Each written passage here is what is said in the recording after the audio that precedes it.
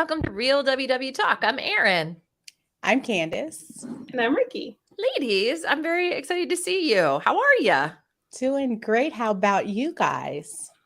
Doing well. Can't complain. That's good. That's good. I love what we're going to talk about today. We're going to be talking about non-scale victories. And if someone's brand new, maybe to WW or even just to this concept, those are just things that have nothing to do with the scale. Like when you're setting out to make a really good health change, health improvements, weight improvements, we can sometimes get really wrapped up in what the number says, and we have to we've got to zoom back, pull out a little bit, and look at all the incredible things that are happening along with it. So I love that we get to, shine a light on these really awesome things. Have you guys, within like this past week or so, have you had a really cool non-scale victory that you'd like to share? I always get excited about non-scale victories that are related to exercise. Because I told you I was able to take, I think, 3 minutes off of like my Peloton score in terms of how much, and they have like a cadence score. I'm not going to get too technical, but basically I got more in shape.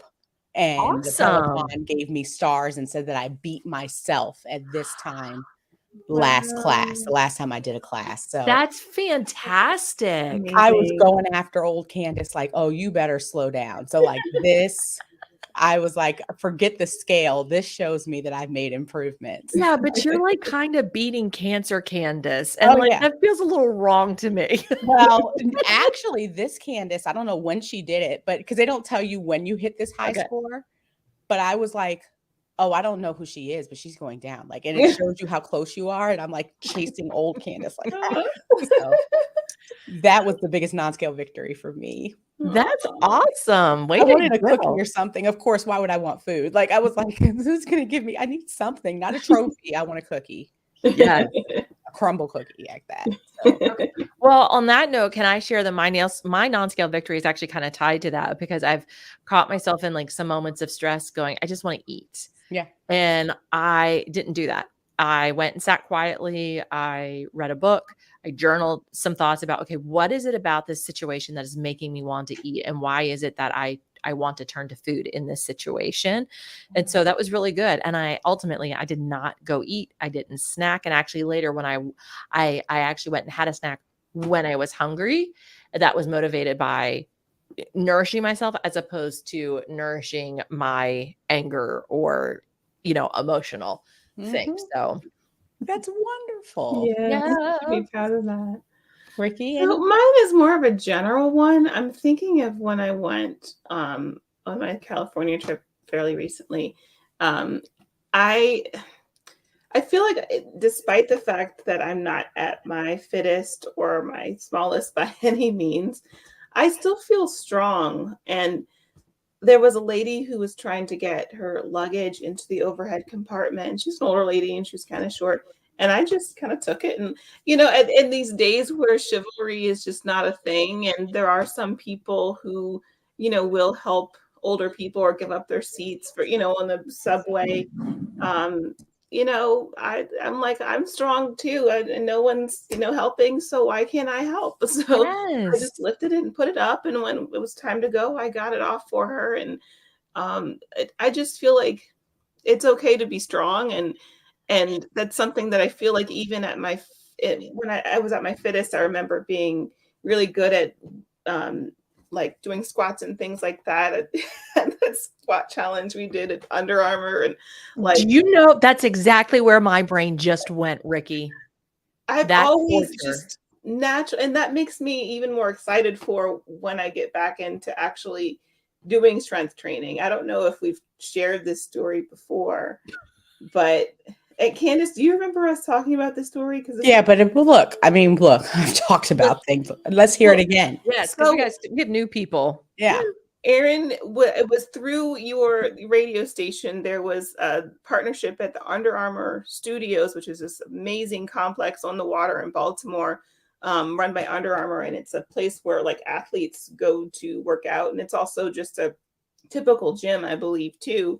Mm-hmm. But they had a boot camp thing that was training us for a 5K, right? Was it 5K or 10? Yeah, it was a 5K through our radio station. So to have an actual Under Armour trainer training us for this 5K is like these are guys who are also working with professional athletes. And like this is kind of a big deal, and you're Yeah. all like, I think he's gonna kill me.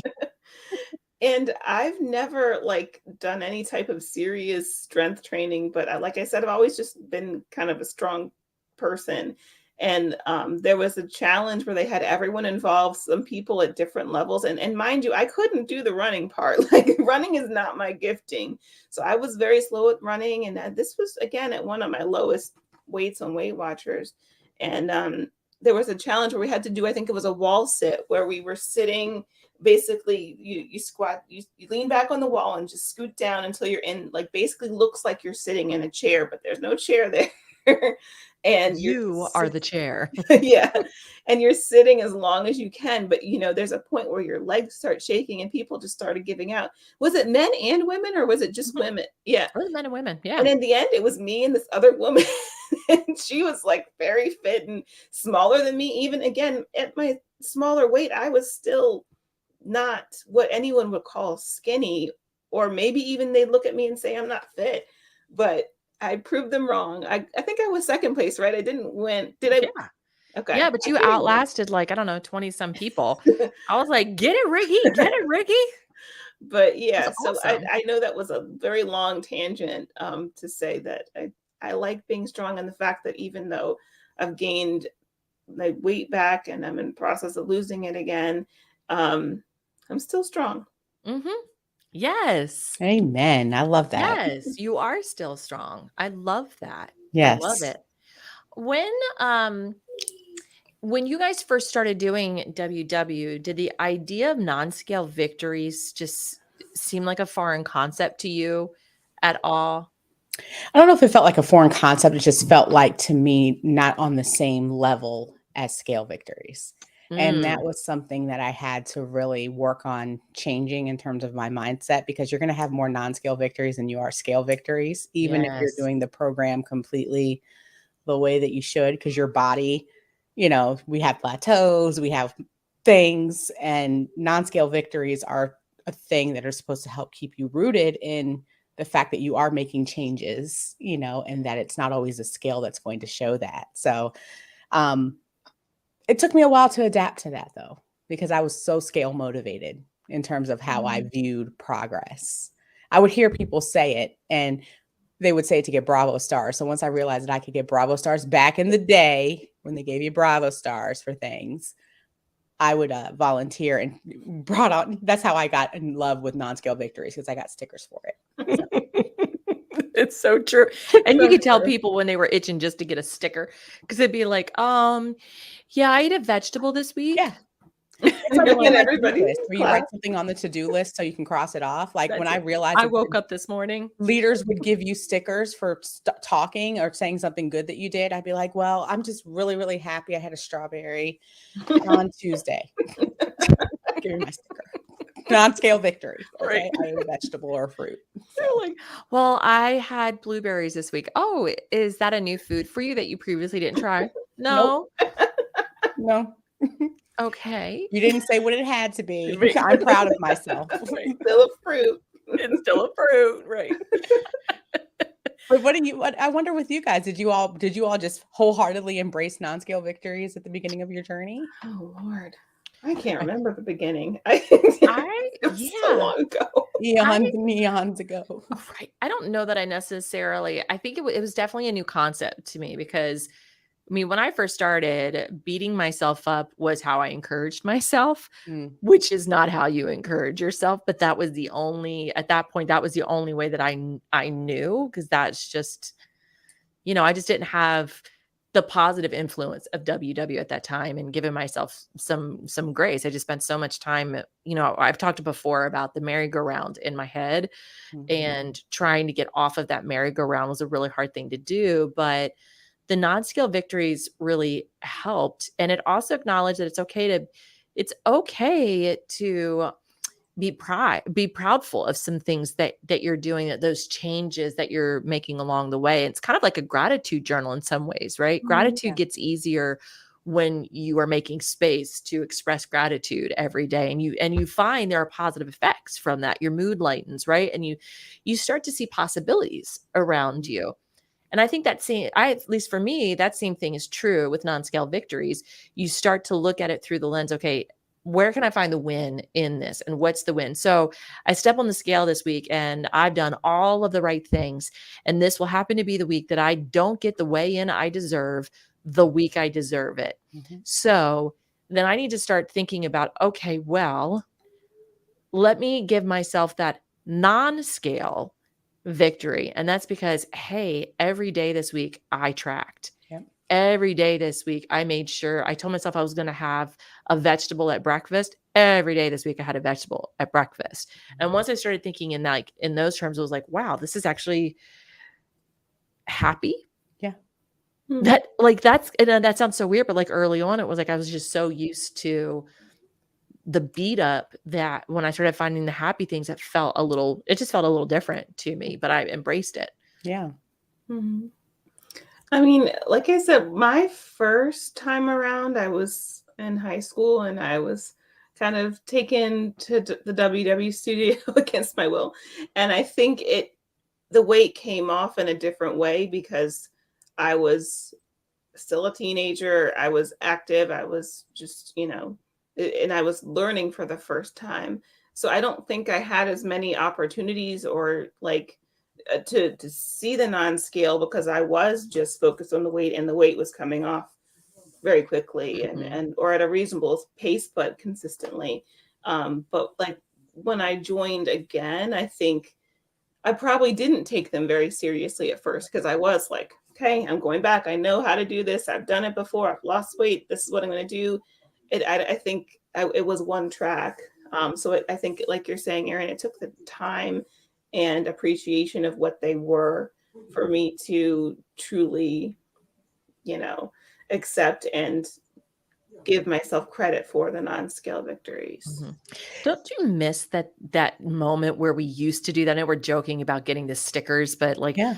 I kind of miss that moment of almost camaraderie or hearing that breakthrough from people in Yeah. the workshops. That moment of Because it pride. made it less about the scale. Yeah. Mhm. And I think that that's something that's always been a struggle for Weight Watchers because it's always been so obviously we know we're here to lose weight, but Right. it's always been so scale motivated in terms of your progress and you feeling like you are progressing.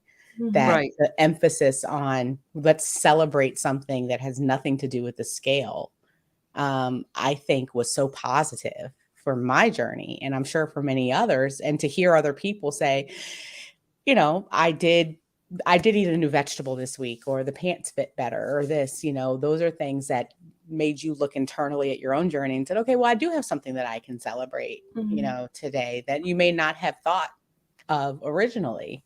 So Mhm. I really do hope that I know that they have the community and people will share different things, throughout. I thought it was so nice. We had somebody in our Facebook group. I just had it, and of course it went away. But Patty had shared that during Easter, back when it was Easter time, that she had bought jelly beans for her grandkids, and she said, "Here it is, a week after Easter when she posted this, and none of the jelly beans had been eaten. This made me realize that in past years, I must have been the one eating all the jelly beans. Mhm. This year, I stayed away from the candy dish. Next year, I won't have to buy any non-scale victory." That's amazing. I just love when people share things like that in our community or in Connect or on Instagram because again, the things that we focus on, I think tend to grow and being proud of yourself should be something that is a daily, Mhm. weekly, whatever task. You may not find something every single day, but you could if you wanted to. There's something you could be proud of every single day if you tried. Yes. And go ahead, Rikki. Sorry, I didn't mean to interrupt you. I think the opposite of that is that the things that we don't acknowledge can go away. Like the positive things that we don't acknowledge can go Yeah. away very quickly too, Yeah. because we don't even see them. Like I love that you pointed out, Candice, that I think you were saying it, that the meeting room can be a place where you're reminded of things that you've done. But like if you're not hearing that, if you're not processing that or appreciating that, and you're just kind of going along with like, oh, I didn't lose weight this week, I'm not, you're probably focusing on more of the negative and not moving yourself in a direction that's more positive, that could help you to be in a different mindset, to wait the time that it takes to see the results. Yeah. Well, and you said it, Candice. I love that you said what you focus on will grow. Yeah. So, Rikki, that speaks exactly what you're saying, because what you don't focus on is not going to grow, because it's just, it's out of there. And I think that there's levels, I don't know if I'll put this out to you all. I think that sometimes we have levels to even to our non-scale victories. Like if it's a clothing NSV, like that's a big thing to share. But if it's a mental thing, like I just said no to the French fry, like that's not as big as I lost inches or this. And I think that that's something that we have to think about when we're processing, the things that we've done. There's no, this one deserves to be celebrated. This is the one that I'll post because it's big. Everything in a way is big, Well, and that's comparison. So what you're talking about, there's like the difference between comparison and like some self-compassion there, right? Like when you start comparing your thing to someone else's, well, that's now you've moved into a whole different realm, and it's okay to just say, I turned down French fries today. Yeah. Because it's about you. It's about you, and it's about your journey and what's making you successful, not compared to anyone else's journey, because you know what? They may not have a French fry issue, and that's okay. They've got an issue with donuts, and you don't have an issue with donuts, or, what have you. But I also think that we minimize in our own minds too, even because I agree with you. There definitely is that comparison piece, but I think sometimes I've just minimized for myself something that like, oh, well, that's not a big deal that I did that. Like everybody does that, but no, On a like scale of French fries to pants. Yeah. Like you don't want to. But I think it is social though, because, okay, you guys, I think you both were here for this moment. One of our meeting members, I won't call him out by name, but he lost weight in a like fairly quickly amount of time, fairly quick amount of time. And he was able to fit into these new underwear. And you guys, please tell me you know where I'm going with this.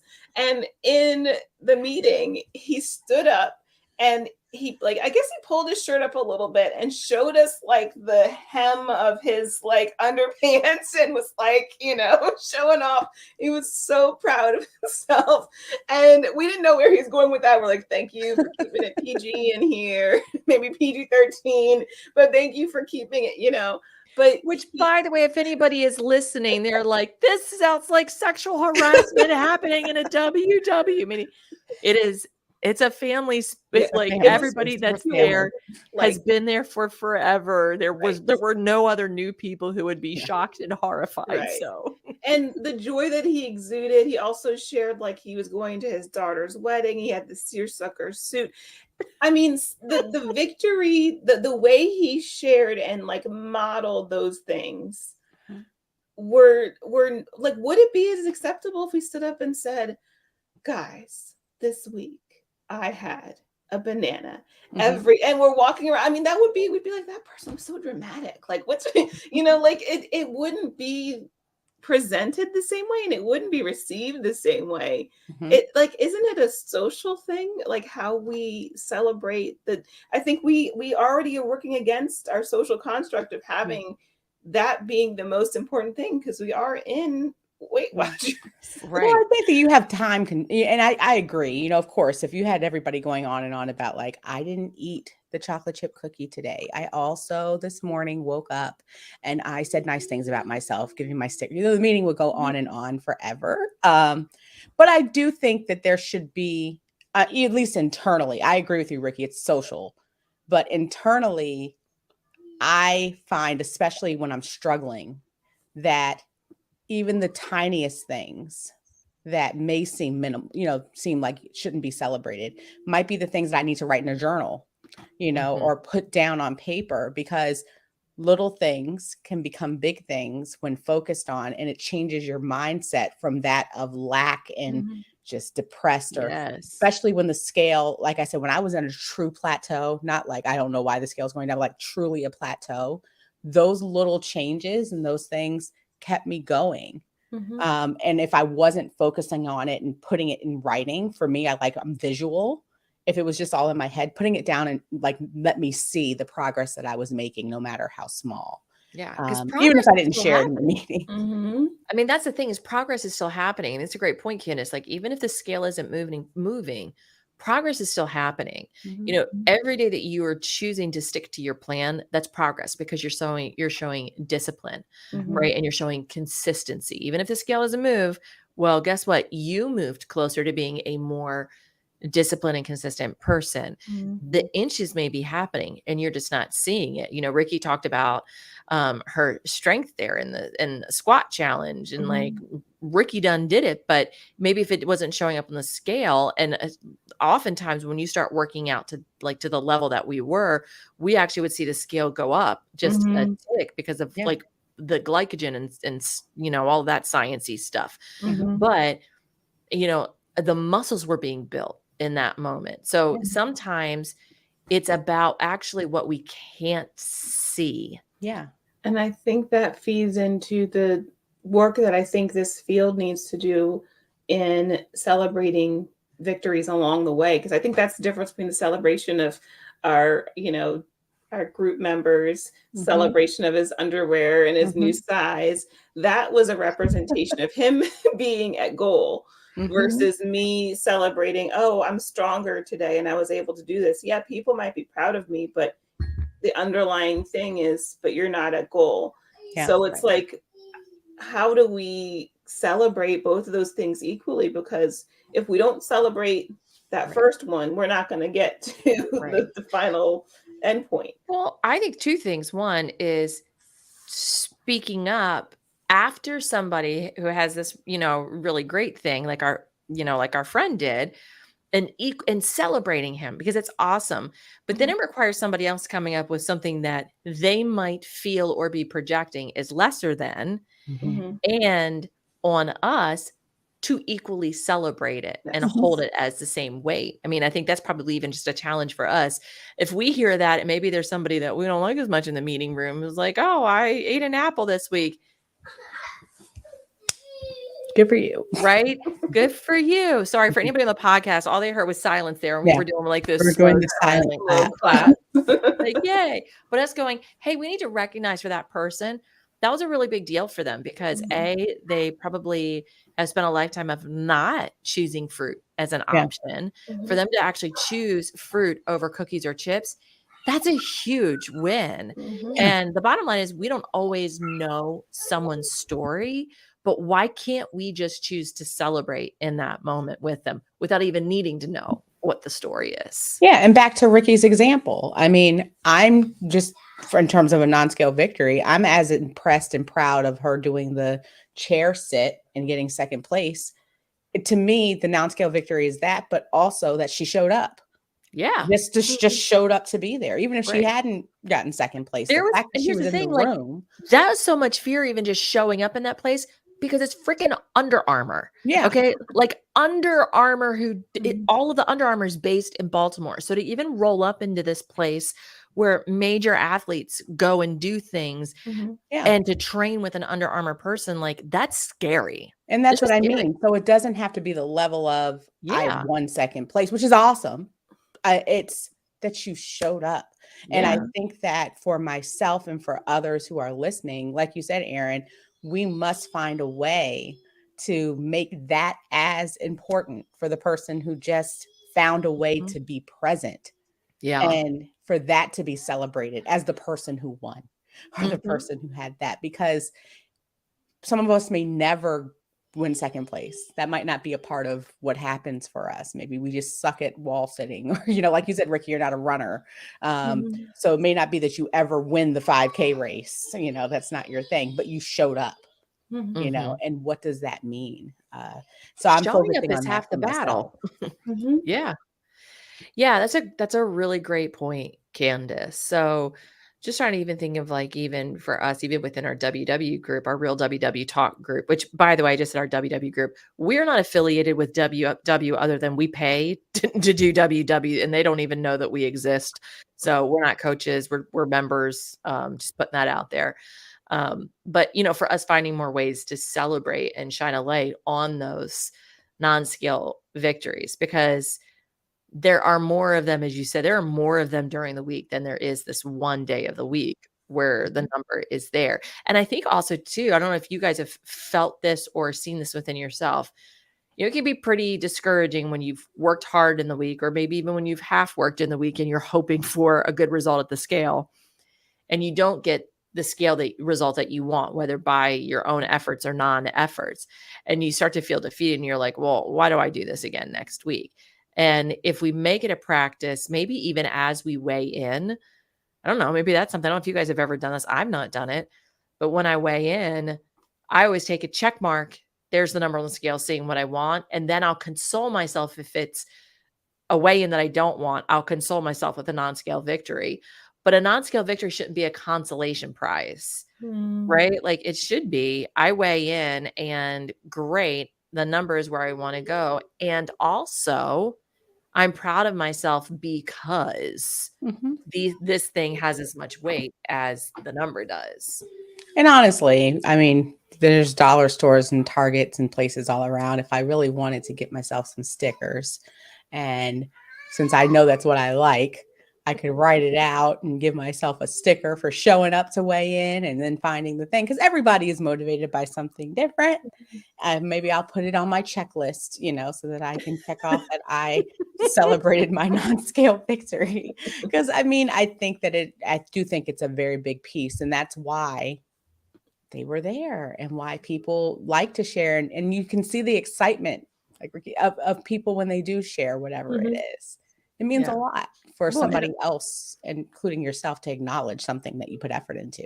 Yeah. It levels the playing field. It takes the focus off of just one thing that is showing your success, because especially something that can be as fickle as a scale. We have all of these things that we say, you may not get the weigh-in you want the weekend, everything to make ourselves feel better, because we know that the scale is something that's like, you're not going to control me. I mean, eventually over time, things will happen, but you just don't know. You could put in all the effort in the world and get on that scale, and it could be up 2 pounds, or you could overeat for the whole week and be down 2 pounds. I've had that happen too. And you're like, this is just not real, but I'll take it. Yes. Well, this was fun. I love talking about the non-scale victories because I just think they're so important. To me, it's almost along the lines of gratitude, because in some ways, like, we're kind of, cheering our bodies on for the things that they're doing, and also cheering ourselves on for some really positive mind changes that we're making, and even physical changes. Take your pick for what your non-scale victory is. We'd love for you, if you're either in the Real WW Talk Facebook group, or maybe you're watching this on YouTube, we'd just love for you to fill the comments up with some non-scale victories. I think that would be really cool to just go there and read how everybody is succeeding in their own way. And who knows, you may actually see somebody else's non-scale victory and go, hey, I want to make that mine next week. What they did, I want to focus on trying to make that better for myself. And I think that the picture for the thread should be a star. I love it. Yes. Let's get it started. Okay. Let's do it. Well, you can find us everywhere. Just search Real WW Talk. You will find us. You'll find our Facebook group. You will find us on YouTube.